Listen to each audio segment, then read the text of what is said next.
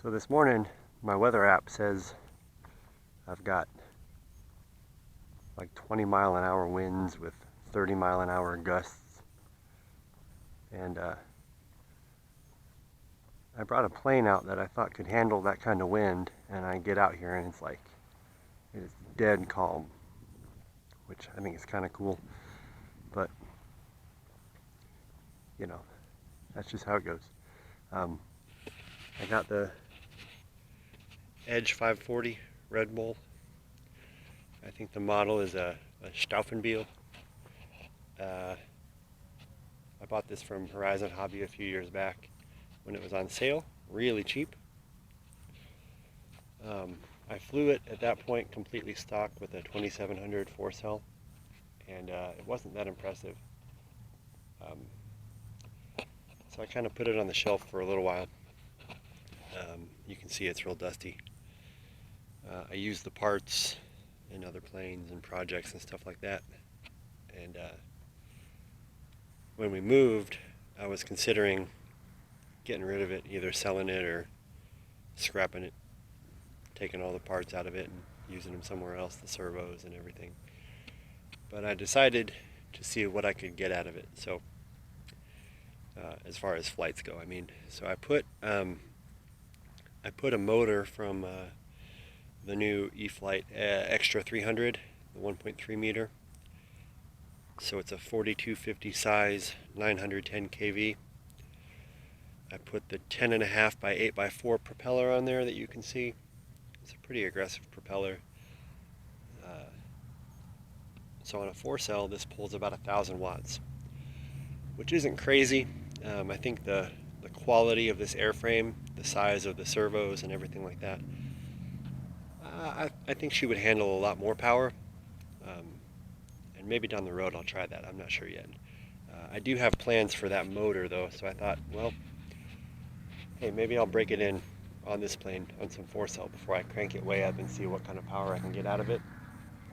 So I'm going to take it up. It's got the stock receiver in there with the AS3X. Everything else is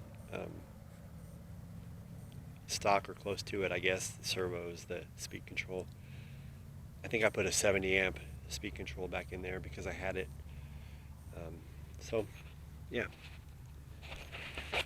Let's get it going. Flying on a Turnigy Graphene Panther 2200 4-cell this time. I thought maybe less weight would do it some good. I don't really know what this plane is for. I think it's more of like a 3D kind of plane. I'm not very good at that kind of flying. As you've probably seen from my other videos, I just kind of cruise around most of the time. And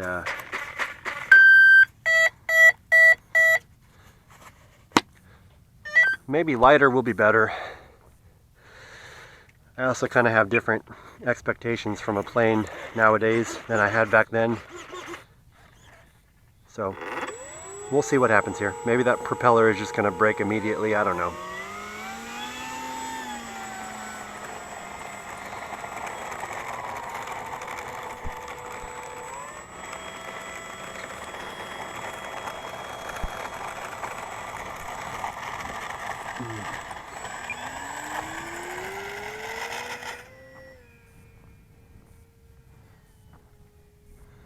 Hey, nothing wrong with this, man.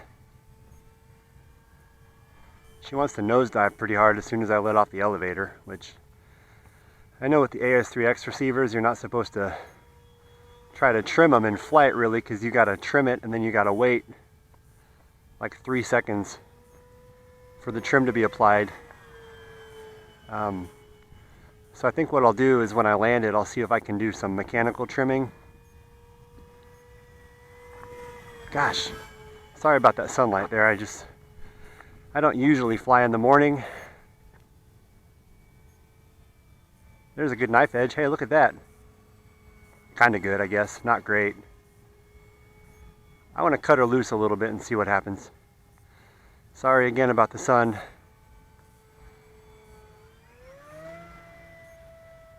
Look at that, unlimited vertical, easy unlimited vertical. That's on 1,000 watts too. I mean,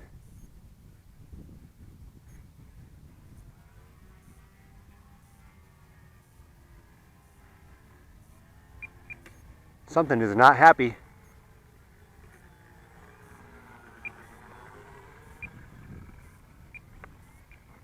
Nope, we're going down. Oh. Dang, man, I was actually starting to like that plane. I think my prop nut came loose. Oh, man. All right, I'm gonna have to get a little dirty here. Where's the best spot?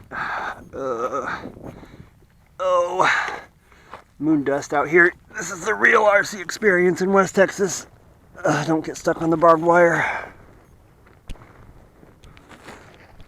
Ah!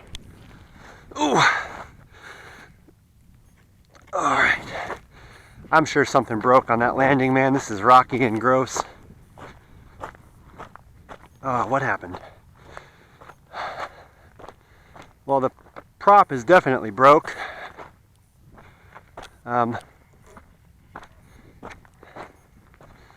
Oh, no, the prop is definitely not broke. There's the prop. A little scuffed up, but I will use it again. I have lost my prop nut. Go away, Dad. So that's it for today.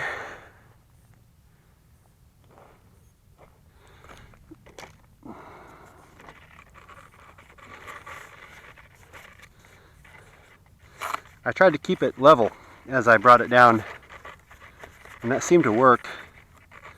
I don't see a whole lot of damage.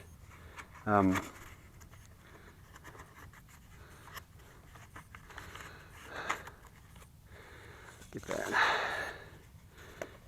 But it looks like the underside took a bash. The landing gear are a little splayed and bent. The bottom is a little dinged up. But she stayed pretty flat, so fortunately I will be able to fly this again. I just need to get my landing gear here straightened out. You can see they're a little worse for wear. Wow, this thing took that well. I was really worried when I got here that I had ruined this plane, because I kind of feel like I did some good work on it, getting that power set up, that motor. So yeah, she'll fly again. Not a bad flight as they go. Nothing broken.